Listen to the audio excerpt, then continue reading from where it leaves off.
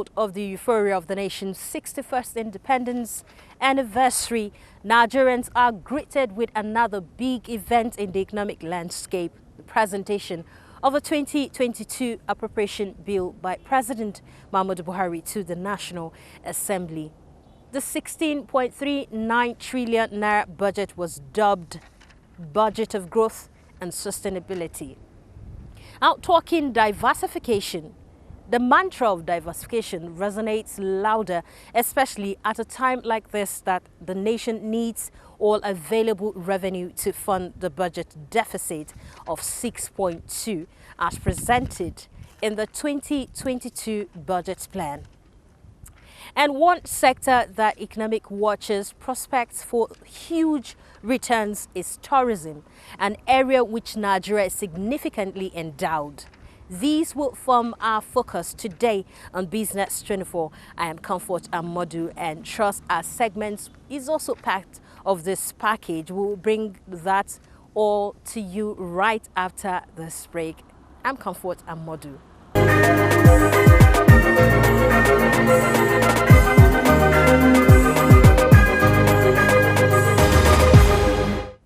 All right, let's talk the development in the world of business, finance and economy as the 16.39 trillion naira appropriation bill for 2022 fiscal year has been presented by President Muhammadu Buhari to the National Assembly, and it is dubbed Budget of Economic Growth and Sustainability. Shike Olaipinaye gives us an overview of the budget.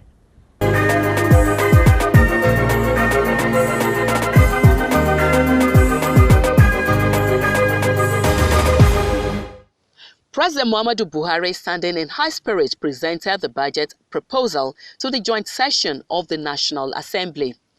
Defense and security received top priority in the 16.39 budget proposal, predicated on $57 per barrel of crude oil at an exchange rate of 410 naira 15 kobo to the US dollar at 4.2% GDP and 13% inclusion rate. President Buhari said the budget, which has a fiscal deficit of 6.2 trillion naira, will be funded by domestic and international borrowing. Our revenue to GDP ratio from about 8% currently to 15% by 2025. At that level of revenue, the debt service to revenue ratio will cease to be worrying. Put simply, we do not have a debt sustainability problem, but a revenue challenge which we are determined to tackle. One aspect of note in the 2022 budget plan, the president noted, is the fact that it is the first to be gender responsive. The 2022 budget is also the first in our history where MDAs were clearly advised on gender responsive budgeting. These are part of critical steps in our efforts to distribute resources fairly and reach vulnerable groups in our society. The draft budget document presented, however, did not include a breakdown of the budget plan, which will be presented by the Minister of Finance afterwards. Senate President Ahmad Lawan, who earlier addressed the gathering, advised zero allocation to underperforming MDAs and harped on the need to explore other sources of revenue to fund the budget. Speaker of the House of Representatives, Femi Gbajabiamila, reiterated the lawmakers' stance on thorough accounting from MDAs. He also explained that the final documents will capture several recommendations by the lawmakers.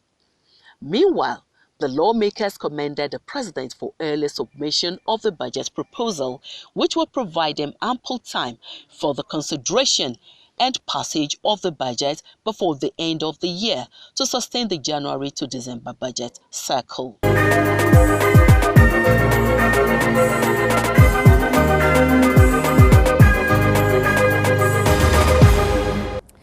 We believe in the coming weeks we will get you to understand more on the breakdown of the budget proposal as we do sectoral breakdown.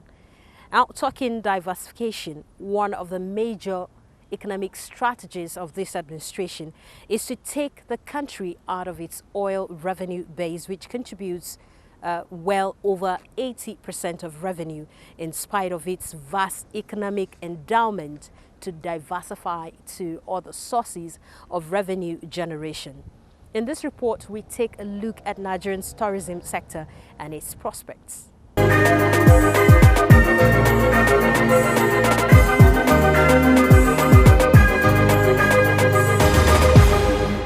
According to experts, tourism over time has become the mainstay of many economies of the world, serving as a backbone upon which service sectors thrive.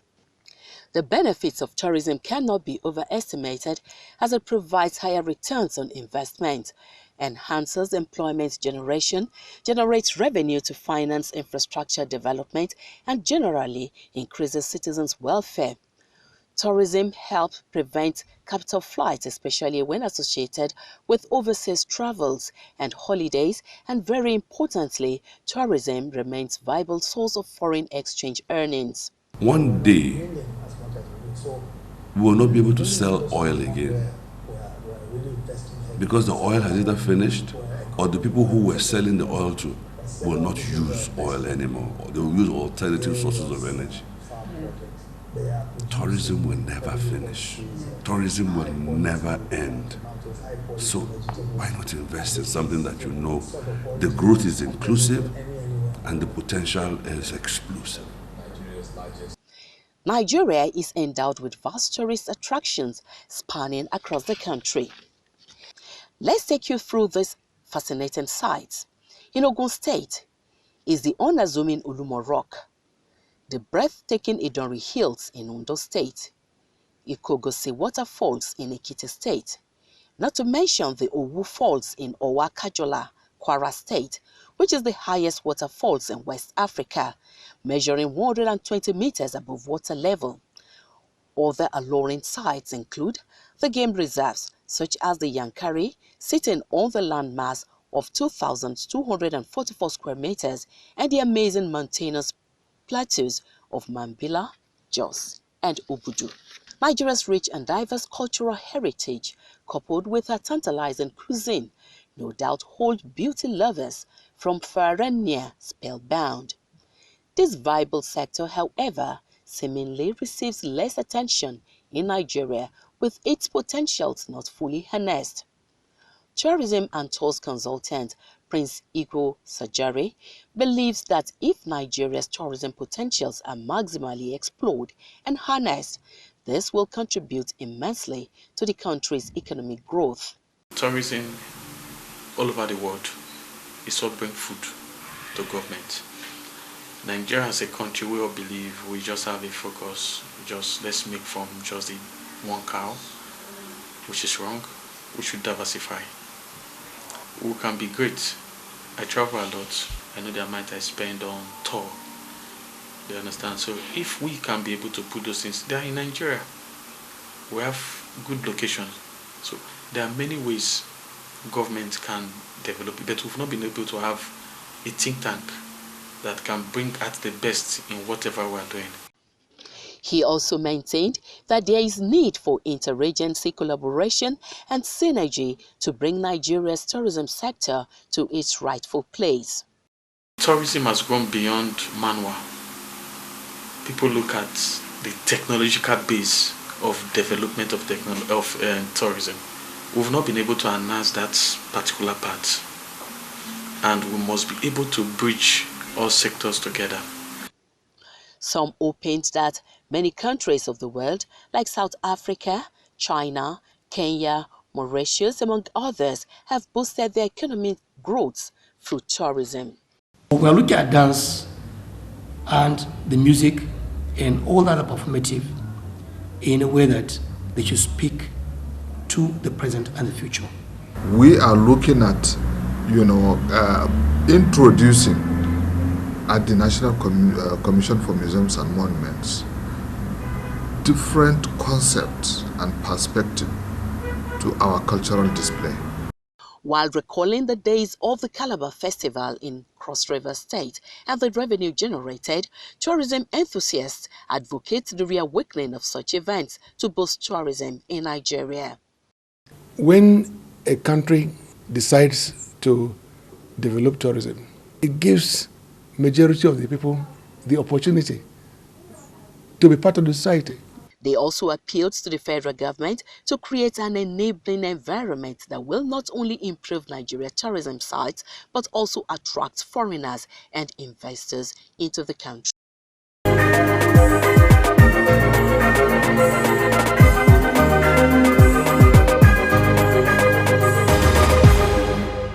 We had a chat with the Director General Nigerian Tourism Development Corporation, Folorin Koka, who gives more insight into the prospect of Nigerian tourism for economic growth and how that critical sector has fared through the period of the country's existence as an independent entity.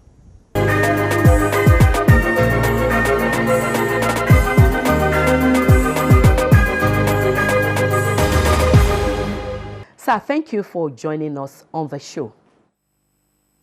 It's a pleasure to be back. Okay. Now, Nigeria is 61, and the nation has gone through different stages of growth and development over this long stretch of the independence. Now, in all this, where is the place of tourism? Nigeria is 61. Imagine a 61-year-old man. I'm 56 years old, and I see, and I know what I recall over my 56 years of development. I know the hotels that existed, the airports that existed, the airlines, the restaurants and bars, the cinemas, even the types of transportation that existed 61 years ago. And I see how far we have come. We need to look at what we have achieved and stop being so mean to ourselves. Nigeria has developed. Nigeria has grown tremendous businesses and industries that other countries around us have not grown. But are we where we want to be? No. Can we do better? Yes. What are the things that have hindered us from achieving what we should have achieved? The population of Nigeria is not small, 200 plus million people. To cater for 200 plus million people, no matter what your level of organization, no matter what your income is not easy for any government. I mean, look at what's happening in England today. They have fuel shortages. The dynamics that a large population creates in terms of you meeting their requirements is not easy. I will not pat us on the back and say, well done with tourism yet. But we're not too far away from where we need to be. And there's simple things that we need to do to get us on the right track. First and foremost, the laws are old. We're making new laws and putting them on old laws. It's like putting a raft foundation on very watery sand. It will not carry much. So we need to look at all our laws, the new ones, the old ones. We need to harmonize them and make sure that they work. And tourism is a thank you that the environment gives us for when our state of being is nice, when our home is clean, everything is fine. Now, if we're going to compete for this alternative industry that will never finish, unlike oil will finish, or people will stop buying oil, or the relevance of oil will go down. However, tourism doesn't finish. People will always consume tourism assets. It's not the time for us to compete. And I say this to the airlines, to the hotels, to the restaurants, to all the tourism stakeholders. It is the time for us to collaborate. There's a time for IBOM, and I'm speaking directly to IBOM Air. IBOM Air, do a deal with IBOM Icon so that we can buy a package like we buy to go to foreign countries. We can buy one package, one product, one price, easy to digest, and we can start to see synergies. Let the Transcorp Hilton, let other large hotels and the large airlines and the transportation companies come together, create packages. It is those packages that are easy to market. It is those packages that are easy to digest for the consumer. And it has to be bite-sized. It's not luxury we're looking for. We're looking for a break. COVID has dealt the whole world a global blow. Nobody has an advantage. We have all suffered. Dubai has no advantage over me right now simply because COVID has stopped everybody going around as they used to. So this is the time for us to do some housekeeping. Look at some of our events and see what, how we can reimagine, not rethink, reimagine life in a manner that is COVID compliant and is tourism promoting. We have been through the House of Representatives, we've been through Senate, we've been through the public hearings, we have gone as far as the presidency. Assent was withheld because there were certain parts of the law we were proposing that was conflicting with the laws of other agencies that existed. That is now being harmonized, and that is what I say needs to be done for a lot of agencies. Our laws need to be looked at and harmonized in a manner that there's no crossing of lane, there's no overlapping, conflicting instructions in the law, and passed so that the tourism that anybody wants to do is seen as a business. You can see the laws that govern the taxation, the regulation, the legislature that is put in place in a proper framework that allows you to actually even go and borrow to invest in it. Right now, it's a touch and go game, and that is what we need. It's, a new law will be like switching on 0803 against 090. It will be a game changer for us, for people to be able to see exit strategies when they bring their money into the country, for us to be able to attract direct foreign investment. We have a tremendous population of despite what they say, happy, warm people. Nigeria is a fantastic market to invest. The numbers just change your game. If you make $1 on 10 million people, that's $10 million. Where else in Africa are you going to see that kind of money to make? Now, what is your projection now that the world is gradually coming out of COVID-19? I will ask people to be brave now. I will ask them to invest in tourism now. There's going to be a post-pandemic boom, and that post-pandemic boom is going to be in tourism. People are not going to want to go to where COVID mortality figures are high. People are not going to want to go far away where the laws or the regulations may change while you're in the air before you even land there. People are going to go away, but they want to go away close to home. So Nigerians will explore more of Nigeria in terms of domestic tourism. From there, we will see regional in terms of within Nigeria and within the West African continent, or the subcontinent of West Africa. And then maybe there will be a lot more confidence as things stabilize, and then we will see it more general. But in America, their post-pandemic tourism boom is going to be domestic. Same thing in Nigeria, same thing in Dubai. Everybody is going to want to enjoy a bit more of what is close to home before we start to get the confidence to venture out, overseas. Thank you very much for your time, and thank you for sharing your thoughts with us on this very important issue of tourism for economic development. Thank you. Yeah.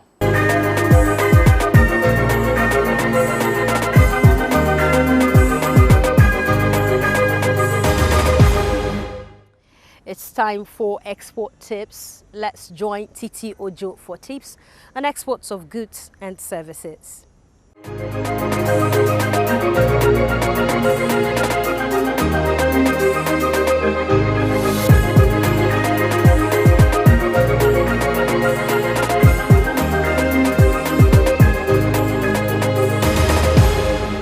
So today I'll be talking about Incoterms.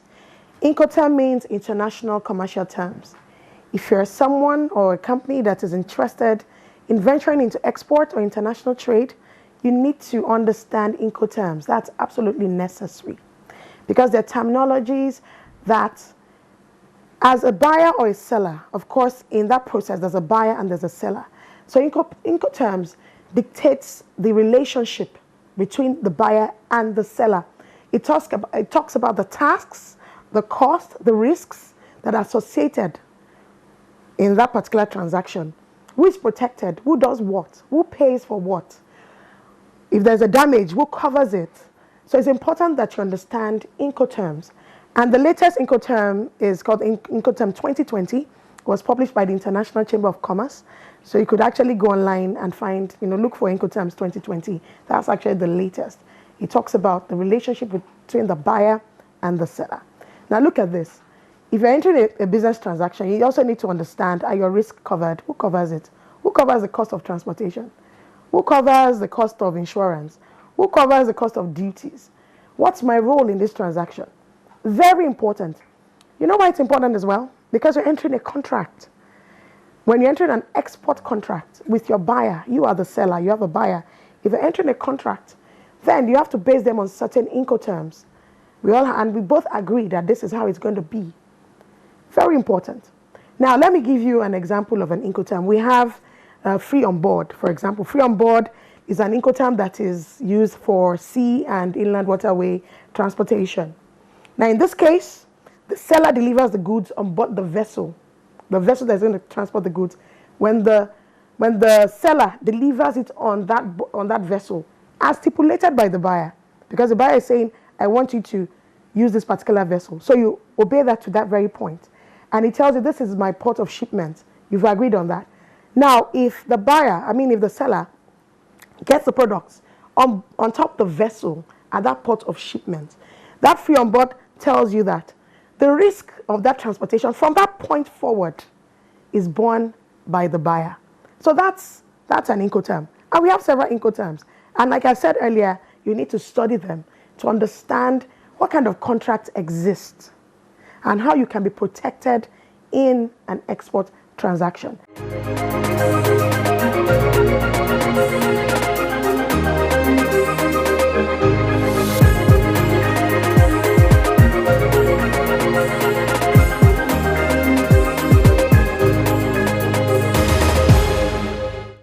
And on Nigerians' capital market this week, bulls ruled.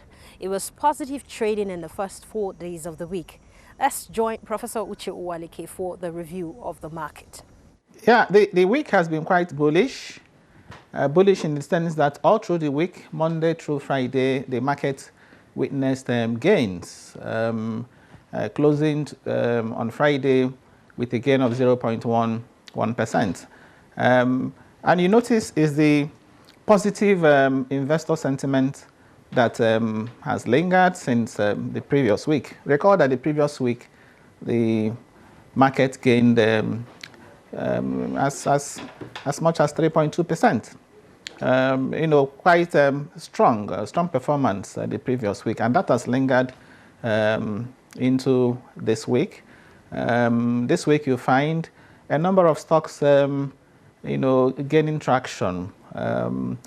Stocks like First Bank, Access, Guarantee, that's talking about JITCO, including Julius Berger. We also saw some activity in Zenith, for example, and of course, Airtel Free. So on the average, you find that market sentiment was positive in the sense that we had more gainers than losers, during the week. I think I see the relative stability in the macro environment, in influencing stock performance. Forex market, for example, the official window of the Forex market on the back of strong oil price, talking about decelerating inflation. And of course, the cheering news that the budget proposals, 2022 budget proposals, are now before the Assembly, which explains why too the markets responded or reacted favorably, to the presentation of the budget proposals. So I would say, in all, it's been quite an interesting week, and I see the sentiments persisting for quite a while, even into next week. So a lot of bargain hunting will continue to happen as long as investors, especially institutional investors, continue to identify stocks that have very good valuations. So my advice is, especially to those who are investing, retail investors, they should always invest with the right advice.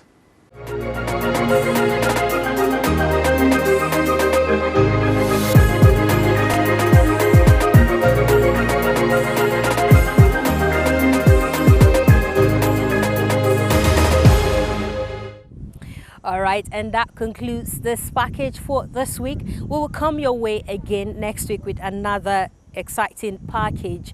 do ensure to join the program on NTA News 24, same time. I'm Comfort Amadu. I'll see you next week.